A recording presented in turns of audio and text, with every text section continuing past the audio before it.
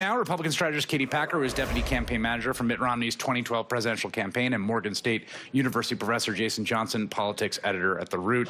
You know, Jason, let's start with all this talk about how this is an old trope, right? In some ways, Donald Trump is sort of bringing it to the fore, but this idea that the votes are being rigged in the cities is something that we've been hearing for a very long time. He's been saying this for a long time. Of course, it's racial coding, right? It's the cities. Black people are cheating. And apparently, like the Black Walking Dead, like dead black people are going to come up. It's always the dead. They always come back to it like there's no matter what you do, you hack them in the head and they keep coming back. The problem is this, though. From a political science standpoint, he is hurting himself. We have study after study after study that shows that if voters feel that their votes aren't counted, if they feel that there's no integrity to the process, why am I going to wait in line? Why am I going to deal with voter ID? So I think this is really dangerous. And you've only got 38% of Trump voters who actually feel that their votes are going to be counted. That was a Pew study back in August. He needs to stop this. He needs to focus on getting votes. And that, I think, is probably, I mean, both, I think, at a first order, I think Paul Ryan and Marco Rubio don't believe the election's being rigged.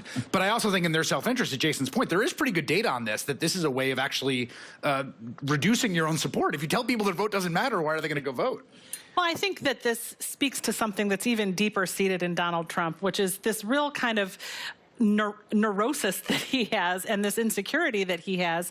He realizes, I think, now that he's not going to win.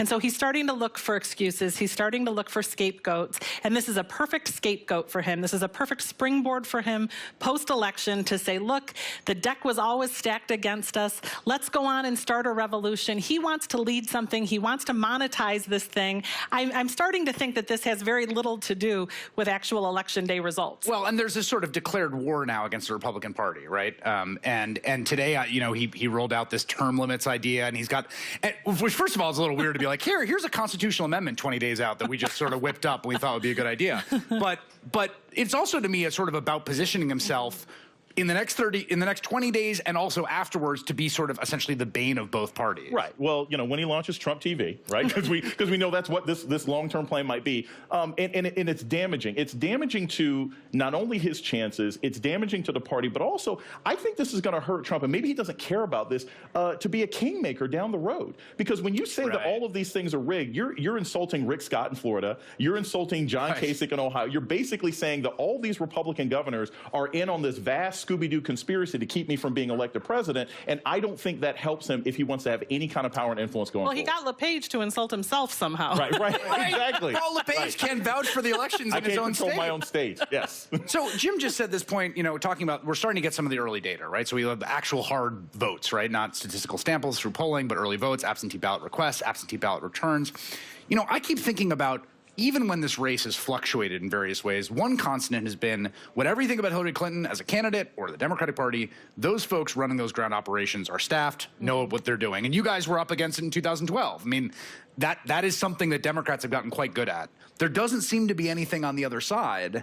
And you kind of wonder, like, in the end, when you're looking at these sort of statistical bars between the low end and the high end, how much that's going to factor in down the stretch. Well, that stuff matters when elections are close. It's probably not going to matter in a state like Virginia, which, as Jim said, you know, has moved bluer and bluer with the Trump candidacy. But the RNC is really sort of flying all on their own out there. In 2012, when I was working on the Romney campaign, our campaign was working hand in glove. We were up against, the toughest campaign operation ever in the Obama re-election campaign. But we worked closely together and, you know, had a pretty darn good operation. This time around, it's the RNC doing it all on their own, and you can't really do this without a candidate campaign that's helping you. Now, one of the things we've seen these Senate debates start to happen, right? And the Senate balance it's very tight. It's tight in a bunch of different races. We've seen Senate question after Senate question of, particularly in blue states, sort of how does Pat Toomey and how does Kelly Ayotte, how do they navigate this?